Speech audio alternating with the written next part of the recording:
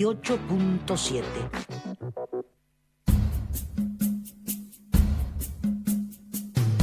Varieté, te contamos todo lo que pasa arriba del escenario, con la exclusiva del palco, la comodidad de la platea y ese calorcito de la popular.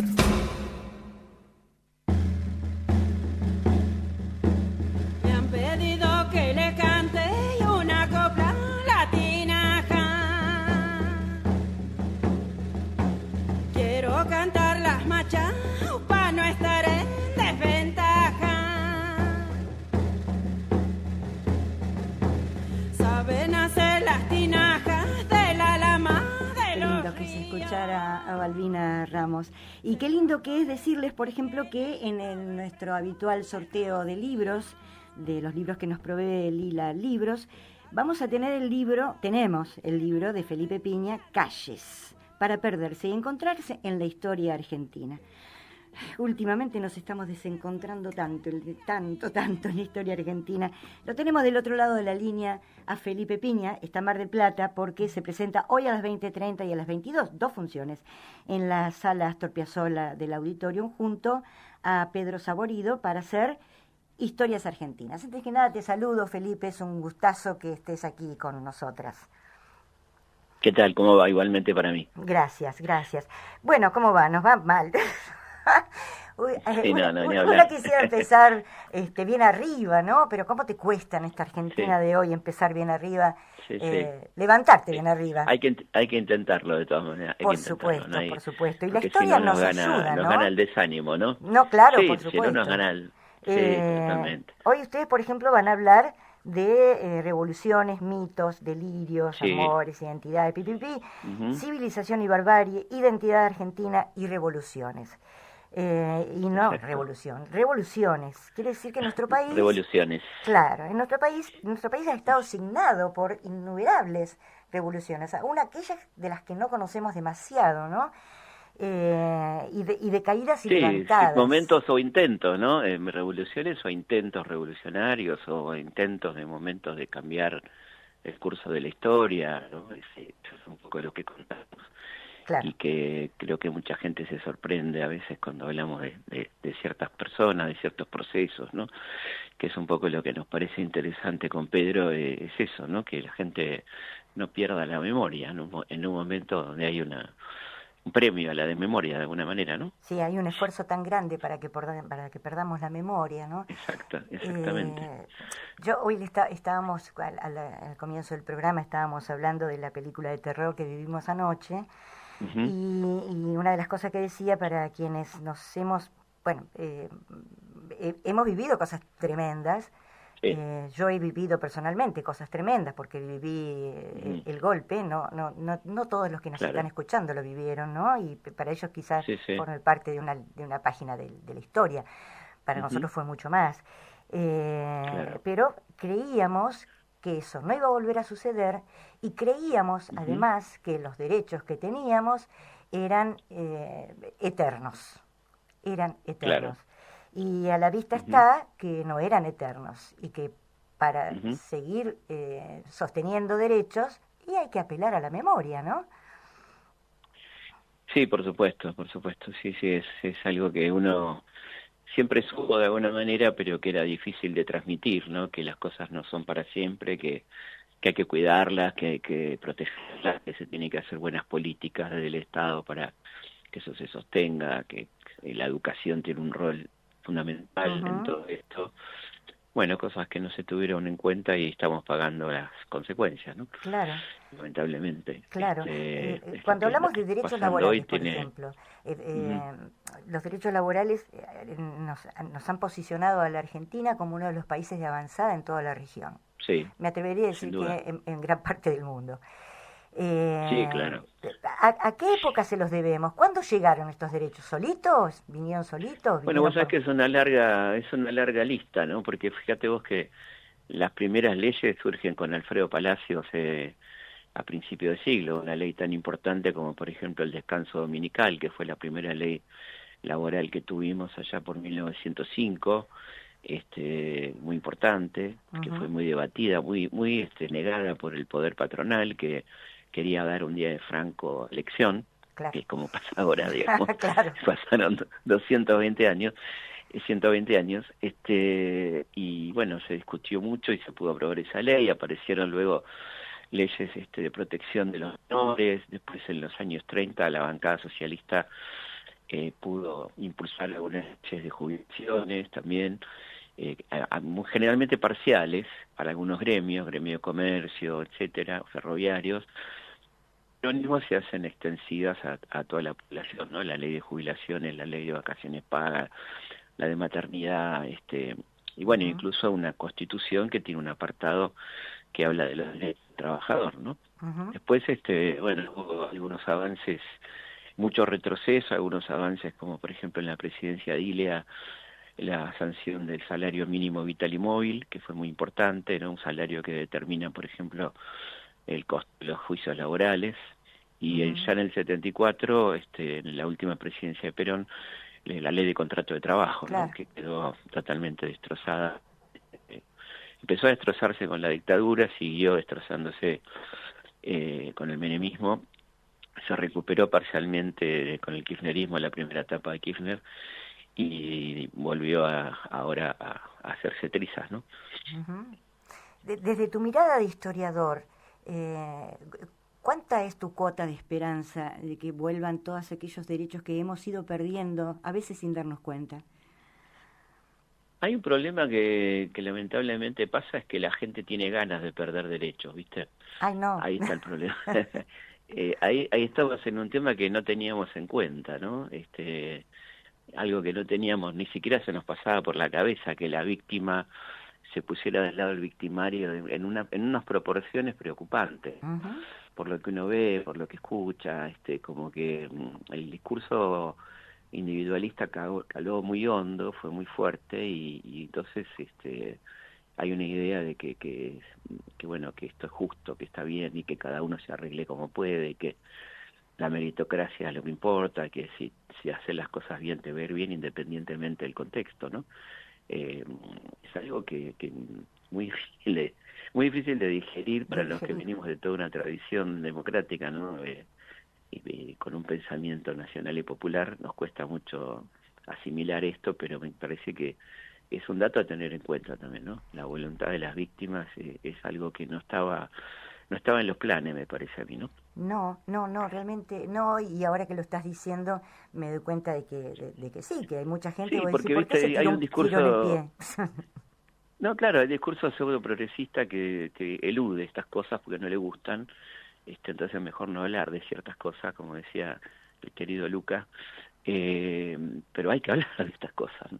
Es lo que una parte importante de la población ha comprado en los últimos años, y de alguna manera siente que lo representa. Entonces hay que trabajar mucho en desarmar eso, ¿no? Esa es una tarea muy importante, ¿no? Claro, pero ¿cómo haces? Porque si hablas, Sí. tratás de sembrar conciencia, de educar, Sí. pero el tipo te dice, no, pero yo no quiero derechos.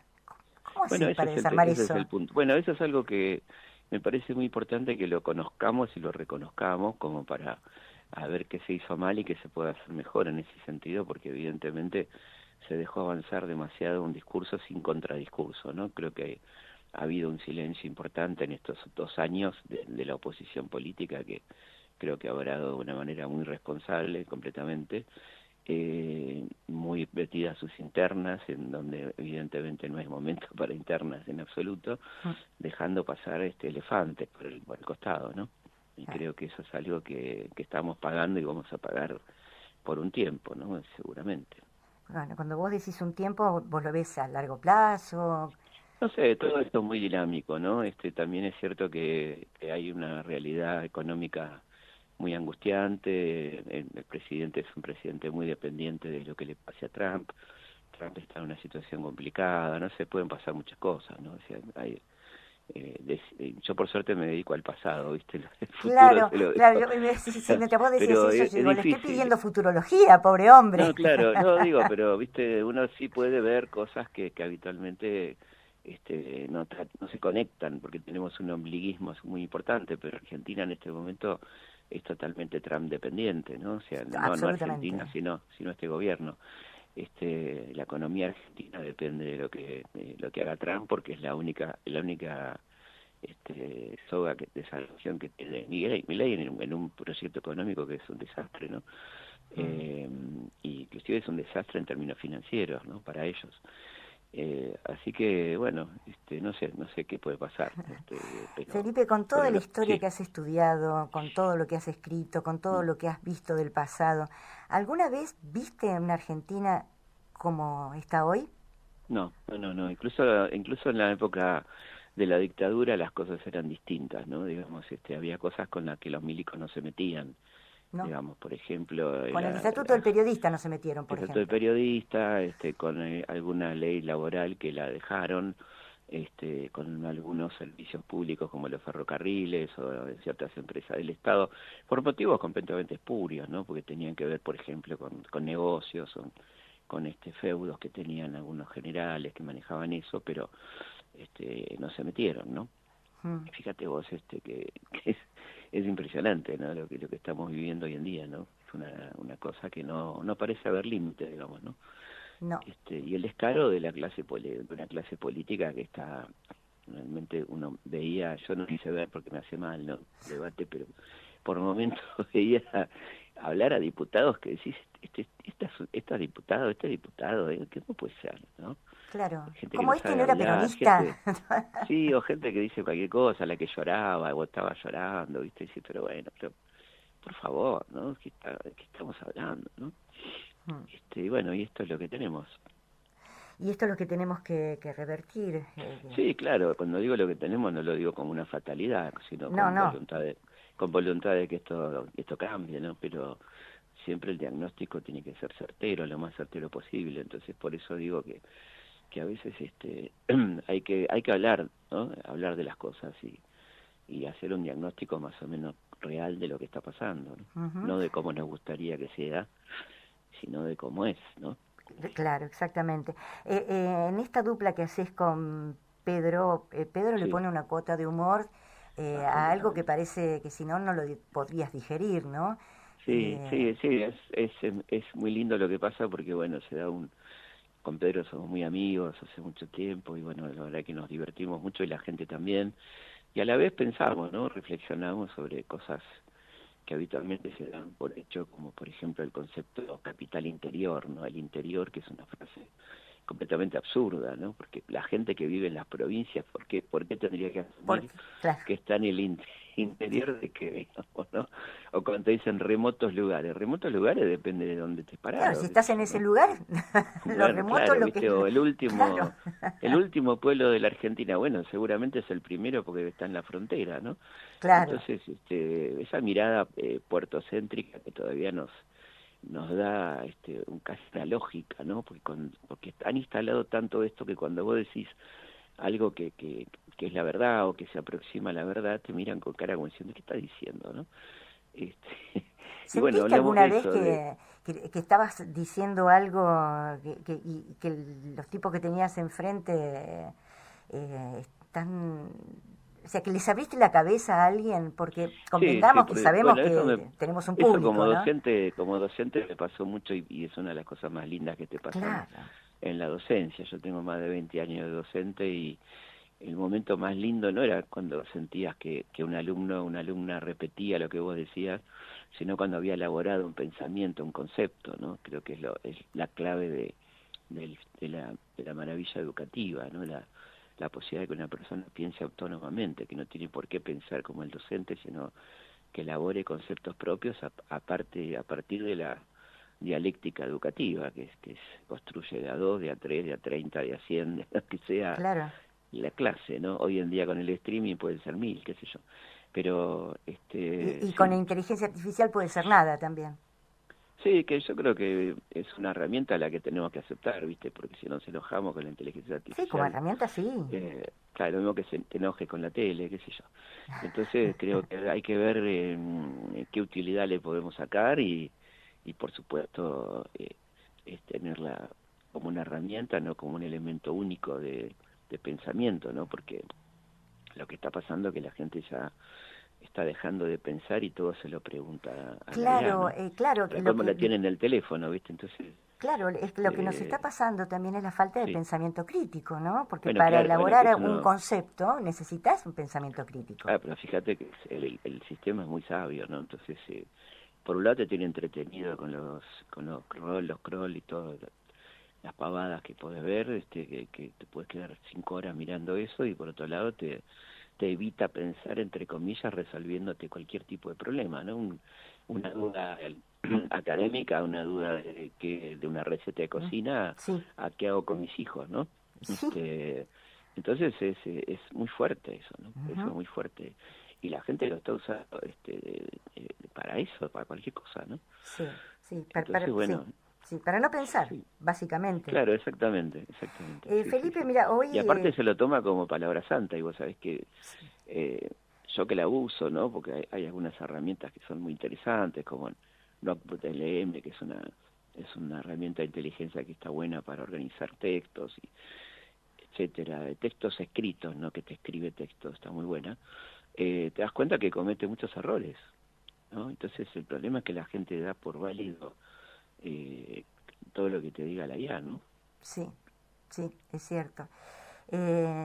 Hoy cuando recién hace un cachito comenzábamos esta nota, yo les contaba a la gente que nos está escuchando que tenemos para regalar un libro tuyo, que es Ujú. Calles. ¿Es el último que escribiste?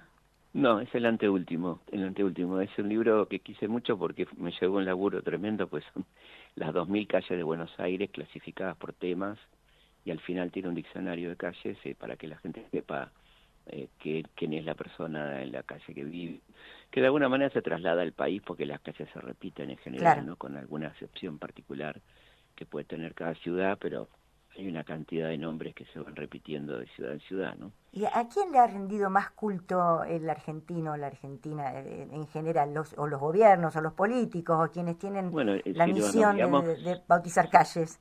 Si nos guiamos por las calles, la persona más honrada es Sarmiento. Sarmiento tiene, creo que 4 o 5 calles en Buenos Aires. Le sigue Colón, que tiene más calles que San Martín, y recién en tercer puesto está San Martín, ¿no? Me clavaste un puñal, Felipe. Sí, sí, sí, Sarmiento y increíble. Colón.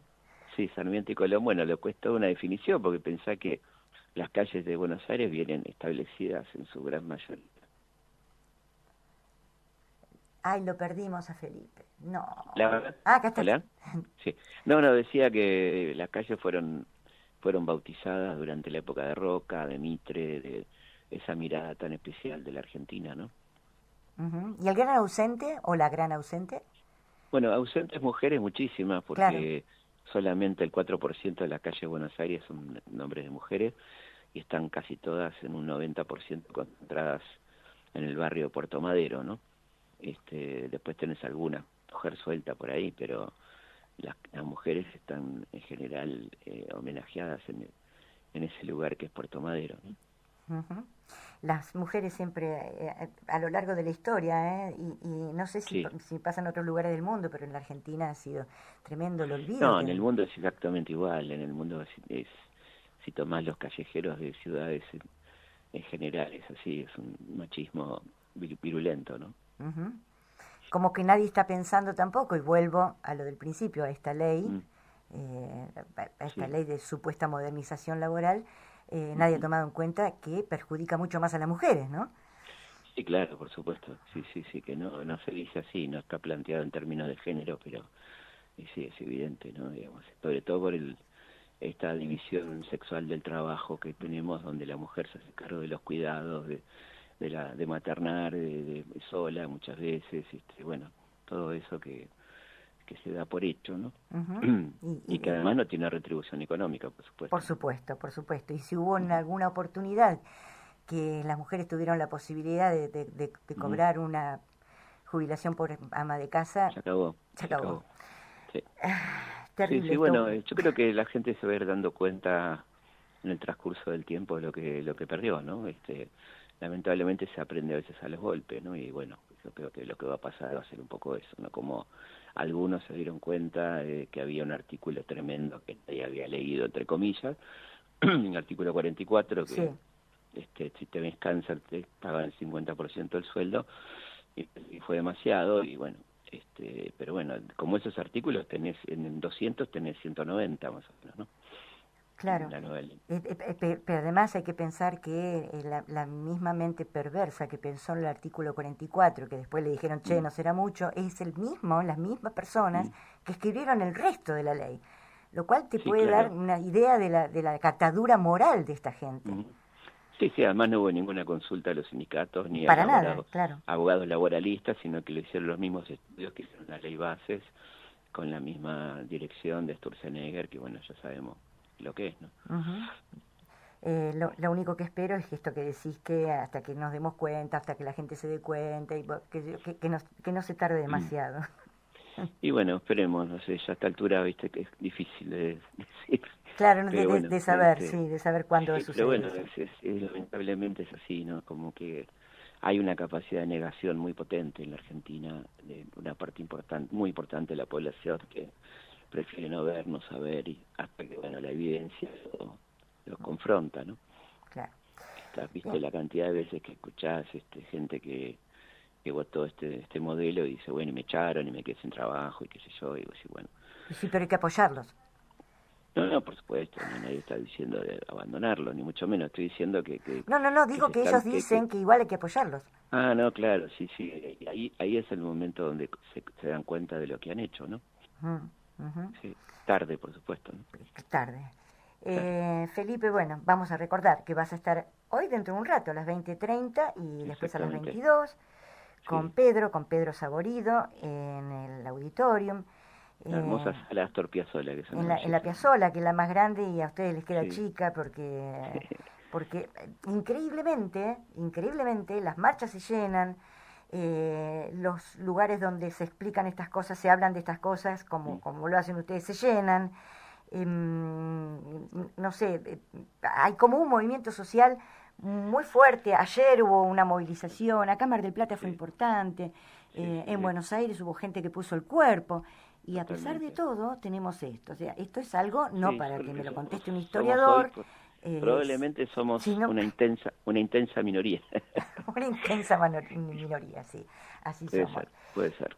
Felipe, muchísimas gracias. Bueno, así que los esperamos esta noche con mucho gusto y no tengan dudas que la van a pasar bien. Bien, y si vamos por allá, te hacemos firmar el libro que vamos a sortear hoy. Gracias, Felipe. Un abrazo a Pedro también, un abrazo para vos. Y bueno, que llenen las dos funciones. Muchas gracias, un abrazo grande. Chao.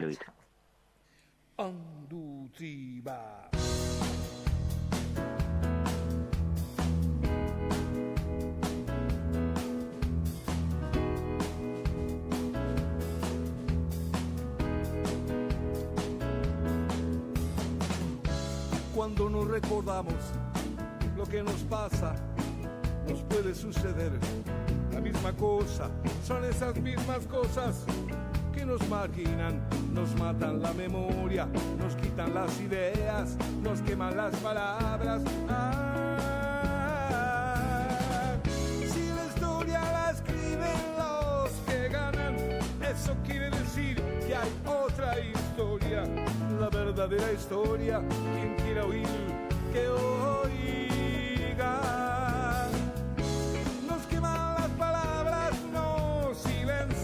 Y la voz de la gente se oirá siempre.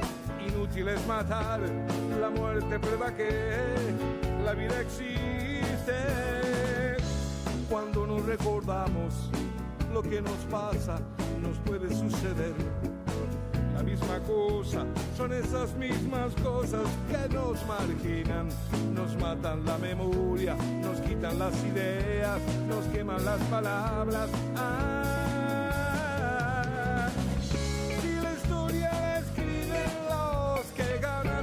Eso quiere decir que hay otra historia, la verdadera historia. Quien quiera oír, que oiga. Nos queman las palabras, nos silencian y la voz de la gente se oirá siempre.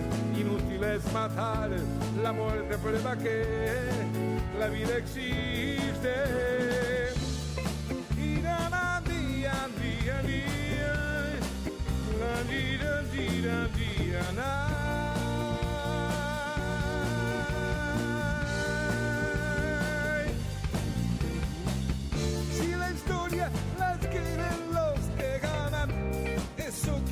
decir que hay otra historia, la verdadera historia.